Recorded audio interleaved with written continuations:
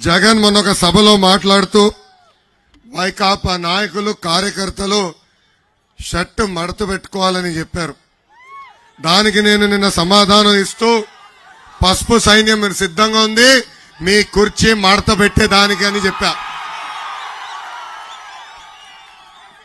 నేను చెప్పిన దాంట్లో ఏమైనా తప్పు చెప్పానా? నేను ఎవరిని అవమానించానా? కానీ వాళ్ళ వైకాపా నాయకులు మనోభావాలు దెబ్బతిన్నాయంట తల్లి. వాళ్ళ పార్టీలో అరగంట అంబటి ఉన్నాడమ్మా. ఆ అరగంట అంబటి చాలా బాధపడుతున్నాడు. ఆయన అది కుర్చీ కాదు సింహాసనం అని పదే పదే చెప్తున్నాడు. అవును, అది సింహాసనమే. కానీ ఆ సింహాసనమైన కూర్చుంది ఒక శునకం. అవునా కదా? ఆ శునకని తరిమి తరిమి కొట్టాలని నేను అంటున్నాను.